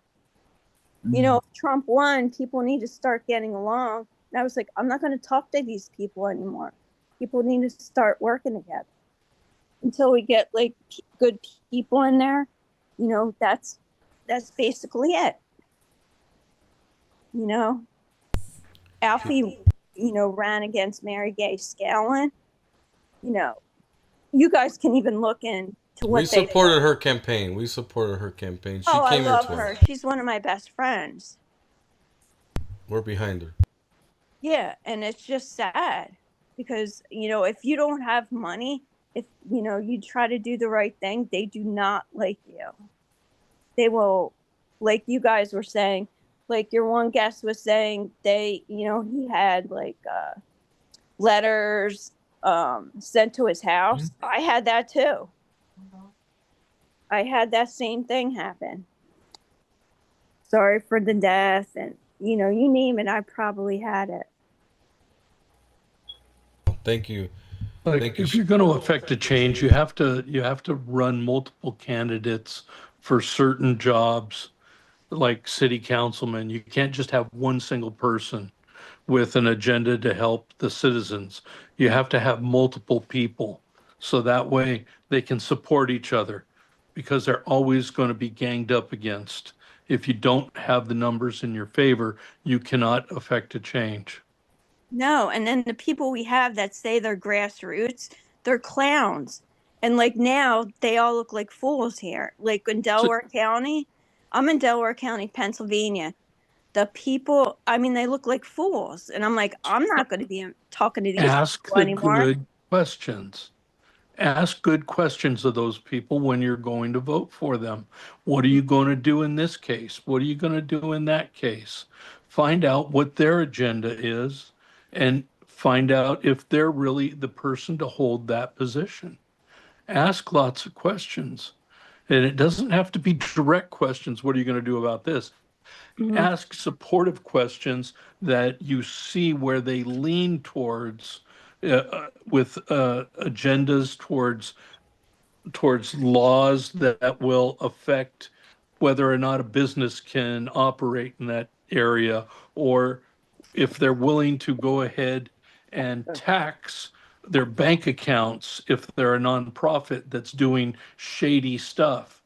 If they're willing to tax those nonprofits, then you know that you have a candidate that's willing to enforce some pain on bad companies or bad nonprofits, or they're willing to inflict pain to cause a change for the better of society. Thank Ask you. good questions. Thank you, Christian. Thank you, Sharon, for the update. Becky, Texas, what do you got? Thank you. There was just a few things, but it's all been national news. The only thing that I have that maybe people haven't heard is that Democrat lady that put her name in the hat. She put her paperwork in on the very last day. She's the one that I can't remember her name, but she's running. Rocket? Rocket? Yes. She's running against Cornyn and Ken Paxton. Anyways, one of the things she's running on is she's offering to eliminate taxes for Black people. Rocket. Yeah. And she's Yeah. not a stupid woman. She's actually very well educated. So, anyways, I just thought I'd throw that out there. That's all I've got tonight. Hey, a diploma doesn't mean brain power. Oh yeah, AOC is a good all I can example say of is that. that's true. I agree with these degrees and diplomas, because Elon Musk, richest man in the world, he's still got COVID vaccine. But I gotta say, all of us that didn't do it, please, those that did, don't be offended. But those that didn't, we didn't fall for the propaganda, right? So anyway, let's see, Jennifer, South Carolina, are you still there? Gosh, you were next. Holly, let's see, maybe Pamela, you got a Georgia update? Holly, going Black once. Lives Matter. Oklahoma City director was indicted for embezzling $3.15 million in donor funds. Does that resonate with anybody?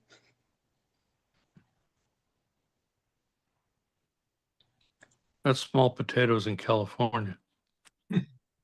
This is Oklahoma City, though. And it's Black Lives Matter. So it kind of goes with, we're having a reverse, and studied this in school, actually. It's reverse racism. It's where you try to get attention. And, it's the white man's, who's now being scrutinized, for being white. And it's like, okay, we're all people. We all just need to be people. Racism is racism. Exactly. It's interesting that we're having this dichotomy with the Black Lives Matter and the white people, and it's, anybody else see it, or is it just me? No, like I'm seeing it play out. You do see it? Okay. Yeah. Okay, good. Not the only one. I'm seeing it play out, and I'm just rooting for the good guys. Honestly, I don't care what color your skin is. Right. It's the way it should be. What you got, Rob? Well, one of the things I've been hearing it here as well, left, right, Democrat, Republican, straight, gay, whatever. But we're all pushing an agenda, our personal agendas, and the way you control somebody is first get them mad. Put something outlandish, something that would really get you fired up, and your brain takes over, you get in your little tribe. We got to learn to not, get the anger, get the emotion running first. Think it through. Does this really matter to people? Most people would say, yeah, it matters. Look, I'm against them because they're wrong. No, the reason is everybody's trying to push their own agenda. What I'd like to see is somebody, instead of using all this emotion to push their portion, use reason. Yeah, most people won't listen to you. But it's just tearing us apart. And the only ones that truly gain from this are the ones that want us divided. It doesn't help when we have AI and people who are pushing false narratives also. Yeah. Like I got contacted 3 different times just in the last 2 days with AI generated content that is invalid, and they're freaking out. And it's like, no. Do your research. It's not real. This is right. But you have people out there who are on Facebook and Instagram, and they're older and they don't get it. They see, oh, there's lava flowing in Hilo. Oh my God, are you okay? Well, I'm on the other side of the island, and no, that was AI generated. I'm fine. So we have this very broad, both sides of the spectrum. It's getting them back into, not being afraid. And we need to get, have grace, but we need to get grounded and gratefulness and love, because divided, fear, that's how they divide us, is through fear and control. So, hatred, they get our hatred running. I think that's part of the reason why the Bible says, pray for your enemy. Instead of just pray for them. It's tough to do. I mean, a lot of times I'll go scroll through Facebook and it will just set me off. But then I have to sit back before I answer or write anything. Just doesn't really matter. But that's stuff that I've been seeing. And as we're getting nearer to the midterms, it's getting 10 times, it's going to be so much worse. It's gotten to the point where people are losing their minds completely. I don't know if you've talked about it yet, but Tim Pool, an influencer, well, his place got shot up. And people were even arguing whether or not someone pulled up and shot at his home. So you didn't hear about that? But as the crazies, we're all crazy, left, right, up, down, it doesn't matter, because we're all the left, right, whoever are the opposing forces, they're doing the same thing. Wow. It's just which way you want to side with them. Stop Use siding with everybody. calm Wow. critical thinking. Yeah. That's it exactly, Christian. Discernment. Thank you. Be rational, because it's the emotions that are creating the anger. Because emotions come from the mind, not from the heart. Right. And Critical when people, thinking. and when people Calm get critical thinking. when people get emotional, they get radical, they do crazy things. I always, people ask me what I am. I say I'm a rationalist. You got to look at things logically and emotionally. Use all your capabilities, to make right decisions. And but emotion is where they create the fear, where they create the anger, and we got to be mindful of that. Thank you, Just like Rosemary, Yoda go ahead. said. All right. Well, that's all I really had to say. It's just I I've agree. seen it even here. So Wow. okay. Indiana refuses to pass new congressional map. Did you guys hear about this? We need Indiana covered. So if you guys know a friend or a family member in Indiana, please, please, please, we have to help recruit. Valerie and I are going to put some training dates on for RAF leadership. We have state leader goals, we have pillar leader goals, and we have communication type of matrix organization, communication paths, scenarios to go through, and all this. We're going to start, providing solutions to our American brothers and sisters of Christ, and we're going to start doing it full force. We got to have some goals, and we got to try to work towards those goals. For this to be successful, it has to be an entire organization working together, not just 1, 2, or 5. So on that note, that's coming. Valerie's worked very hard on getting some of the back office stuff to you guys. We are in discussions with a sponsorship manager that's been working in sponsorships before. Christian focused lady from New York, and so we'll see how the sponsorship goes. But you know where we're headed. We're going to promote any and every single anti-woke small and medium business in America, because I want our brothers and sisters of Christ to know where they can go for business and not be judged, or not be, hey, you can't come here without wearing a mask, and all that stuff that we went through. And we're going to promote them. We're going to promote them in ways that they need to be promoted, because they are the type of businesses that we need to be promoting, not Amazon and Walmart and all this stuff. We had these discussions. If we're going to make our local level successful, we got to make those farmers, those beef butchers, and all these things at the local level, and get away from the big government and the big corporations. They are the ones that are pulling the strings and all that. So my wife's telling me to move on to the next subject, so I'm going to move on to she's telling me I'm doing a good job. Okay. So I do also want to promote that we're going to establish an education pillar, okay, in 2026. This is kind of a way to correct some of the things that are being put out there from different states. And this education pillar person is going to investigate what things they're putting out in different states, so we can start putting our state leaders working with different counties. The state leaders are going to have, depending on how big the state is, we're going to try to target 3 to 5 counties that we want to work on to try to make 2026 midterms successful.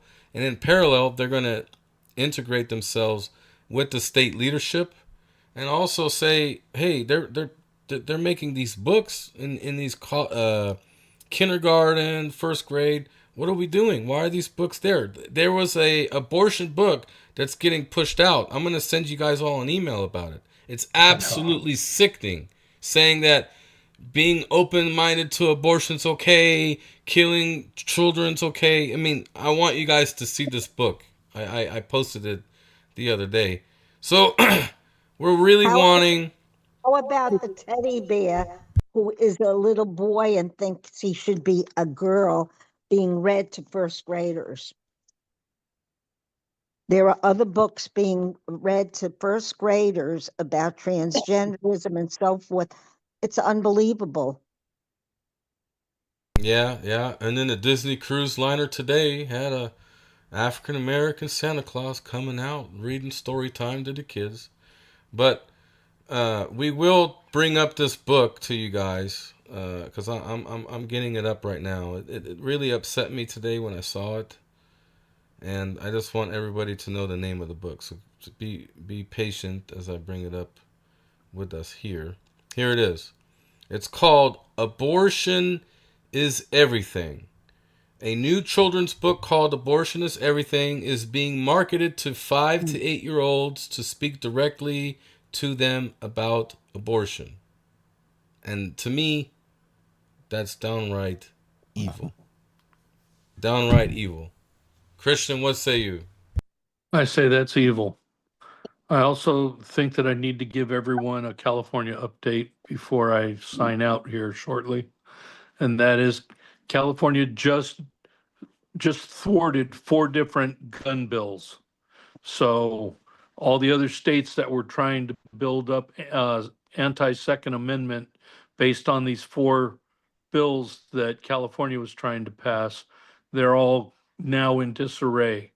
So all 4 bills got shut down, and that affected putting everyone's name on a list, denying ammunition, making everyone take multiple classes for months long, and spending money, thousands of dollars on shooting ammunition before you're qualified to even buy a gun.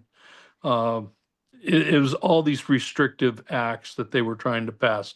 They all failed. So that's a good thing for the Second Amendment for all states. For that, thank you for that. Rob, what's the next topic? Or Brett, you guys Well, I wanted virtually. to say something about the educational. There's a guy you might want to look into and see if you can get him on. His name's David Barton. He wrote. He's an historian, a founder of Wall Builders, and who is widely credited with helping to write and assemble the Founder's Bible. I believe was mentioned the other night. He's out of Texas. The guy is closely associated with Glenn Beck. If you can get him on, that might raise some really good, prospects of who would really be. I think he would be the perfect person. Not that he's so busy now, but it may get somebody interested into it. Thank you for that suggestion, Rob. And anybody can make suggestions to us to bring on a guest speaker or bring on someone as a leader. So we appreciate that. Brett, go ahead. Yeah, thanks. So I wanted to take an unofficial survey or canvass you guys, the hardcore folks. I'm about to turn in. But for my first topic on the resiliency pillar, I wanted to get your thoughts. I started putting it together, and before I get too far, about CBRN or WMD.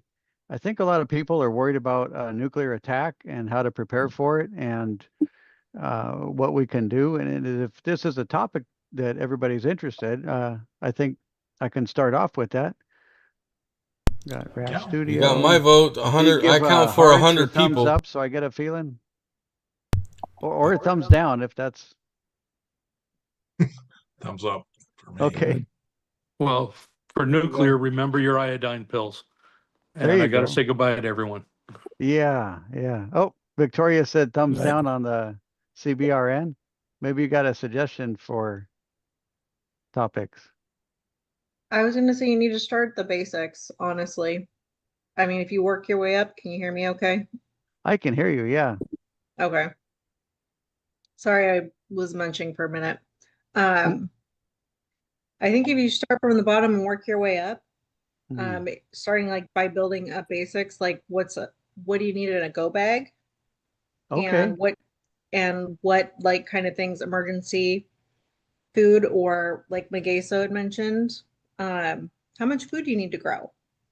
Mm. People don't, I didn't know that. I used to garden when I was a kid, but I didn't know, oh, there's a formula to calculate how much food you need to grow. Mind blowing. Never thought of that before. But I think if you work up from there, I think it'll work better. Okay, that's So good I feedback. want to step in if I may. Valerie and I had a Mhm. long talk about this.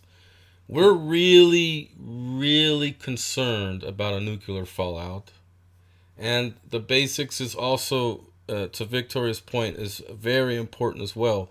So our vote would be fallout and then basics and then continue on. Okay, I just had an idea um, to kind of merge the two. But anyway, I'll talk with you, Ashley, and um, Victoria. Get my email from Ashley, and we got to talk about some other things offline as well. All right, Yeah. everybody. Good night. Thank you so much. Good night. Have a Good good night, night, Brett. Brett. Thank you. Good night. Good night. I am leaving too. Good Oh, night. we broke a Good rule night, tonight, Brett and Rosemary. Rosemary. When you guys are going to bed, you put it in the chat and just leave because it I went to creates the No, the chat chat's and I off. couldn't. The the chat is off. it creates. Okay, in the future, if the chat's off, don't say good night, good night, good night, because it creates. We're Okay. alive Good night. still. Okay. It So long. creates unnecessary, you know, stuff. So Fusion. good night, Impetus. guys. We'll see you next week in the season finale. Good night. But those that are still on, uh, Jiminy Cricket. We have a lot of broken stuff in our country, and Megeso and everybody said we have to rally. We have to do some kind of rally. And I was like thinking we do Christmas caroling. No one signed up. Nobody signed up. So What? There was a sign up. Where's the sign up? well, It was on the link or whatever that everybody sent yeah. out. I mean, show of hands. How many people you guys got going on for next Tuesday? Let me see. I actually got quite a few that want to go. Okay, okay. Megeso, Victoria, you guys got any Hawaii people that are gonna go Christmas caroling? Rob, did you find any people in Ohio? I work next Tuesday. Sorry. I was able to get Plus, somebody I'm to a work the horrible second singer. half of my shift, so I swapped out. So I'm able to get somebody to work the second half of my shift. So I was able to whatever. My only concern is it's supposed to have a severe thunderstorm, and we've been having horrific storms, and the weather has been like below zero, so negatives. So everybody's kind of a little skeptical, but I'm hoping that I can continue to keep everybody pepped up to go.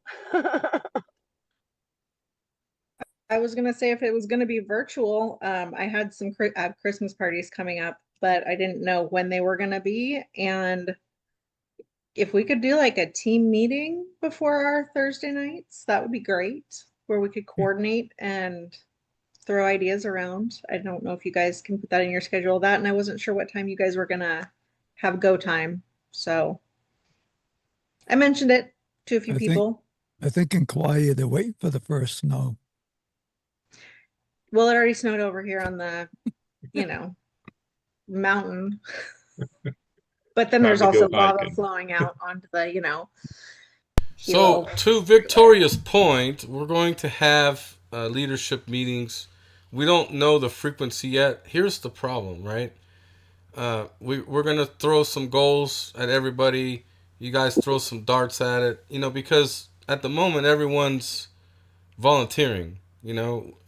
We want to be a better TPUSA, right? We want to be a better organization that provides solutions to every American, and it takes a little bit of work, and also better communication and frequent meetings. So We hear you loud and clear, Victoria.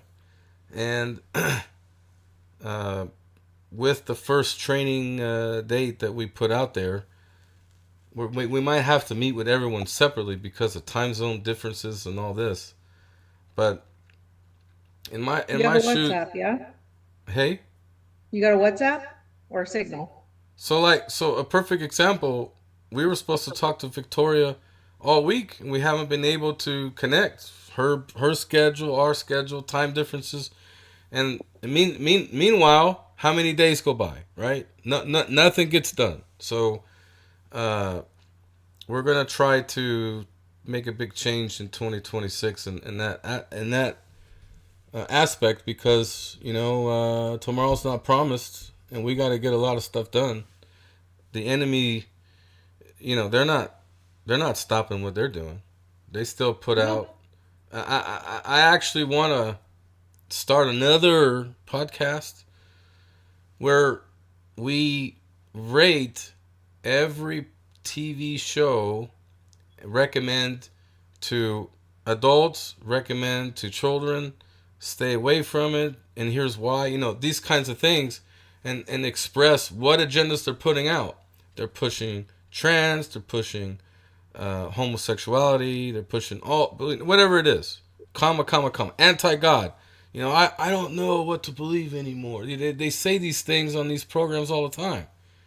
And we want to call them out. Say, look, this is brainwashing your children, even brainwashing adults to believe this. And we're going to try to combat what they're doing to us. Because I have everyone gives me a hard time on here being so emotional. I'm not going to live forever. And it takes me for a long time to convince these people what the truth is. It's like pulling teeth out of people sometimes. Some people still think Biden was a good president. And how? Or was president. You have to really ask yourself, how did humans get to this point where I'm here above the noise, not believing in the pandemic, not believing that 3 buildings fell perfectly from 2 airplanes, but everyone else believes these things? Black Lives Matter, Black Lives Matter. They were burning cities down, and now Victoria brought up someone got indicted for fraud. The whole thing was a money laundering operation. All these things are. McGasel's nodding his head yes. Because it's true. I yield. And I'm mad. I am upset. I yield. You should be. Very upset.